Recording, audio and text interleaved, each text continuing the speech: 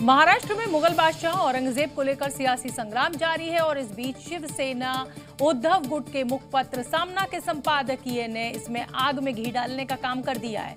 लेकिन सबसे पहले आपके लिए ये जानना जरूरी है कि सामना के संपादकीय में ऐसा क्या लिख दिया गया जिस पर सियासी संग्राम खड़ा हो गया।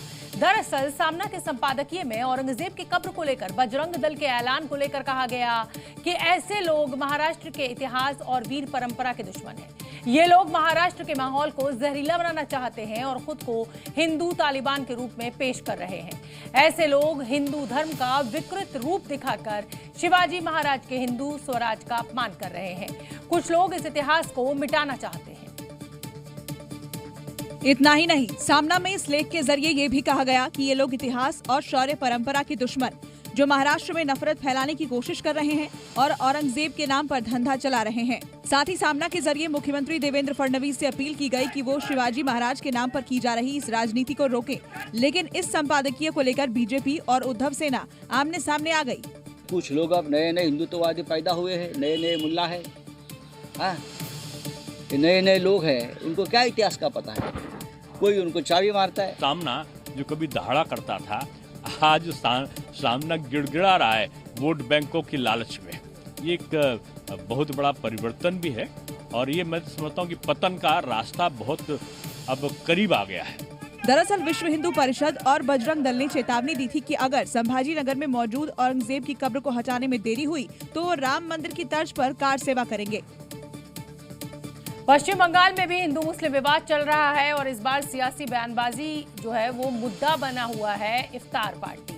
मुख्यमंत्री ममता बनर्जी करीब 9 साल बाद फुरफुरा शरीफ पहुंची, जहां वो इफ्तार पार्टी में शामिल हुई। ममता बनर्जी के इफ्तार पार्टी में शामिल होने को लेकर अब बीजेपी हमलावर है। बीजेपी ने ममता बनर्जी को सनातन विरोधी कह दिया है।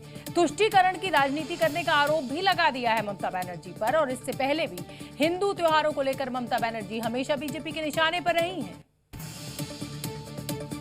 क्योंकि हाल ही में प्रयागराज महाकुंभ को ममता बनर्जी ने मृत्यु कुंभ बताया था, जिसके बाद बीजेपी ने ममता बनर्जी को सनातन विरोधी बताया और हिंदुओं की आस्था का अपमान बताया।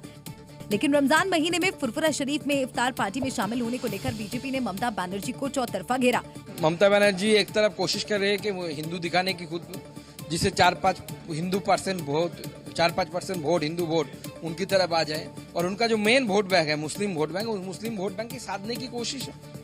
इफ्तार तो उनको करना चाहिए जो रोजा रख रहे हैं। पश्चिम बंगाल में 2026 में विधानसभा चुनाव होने हैं। फुरफुरा शरीफ बंगाल के मुसलमानों पर गहरी पकड़ रखता है। ऐसे में बीजेपी ने इसे वोट बैंक की राजनीति बताया। ভোট ব্যাংকে কনসলিডেট করতে ভোট ব্যাংক উনি প্রত্যেকবার বিধানসভা ভোটের আগে যান, 16 সালেও গেছিলেন।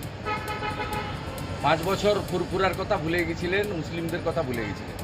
बीजेपी हमलावर इसलिए है क्योंकि ममता बनर्जी कभी सनातनी त्योहारों में इस तरह से शामिल नहीं हुई। महाकुंभ को मृत्यु कुंभ बोलने पर भी ममता बनर्जी बीजेपी के निशाने पर रही और यही वजह है कि बीजेपी ममता बनर्जी को सनातन विरोधी बता रही है।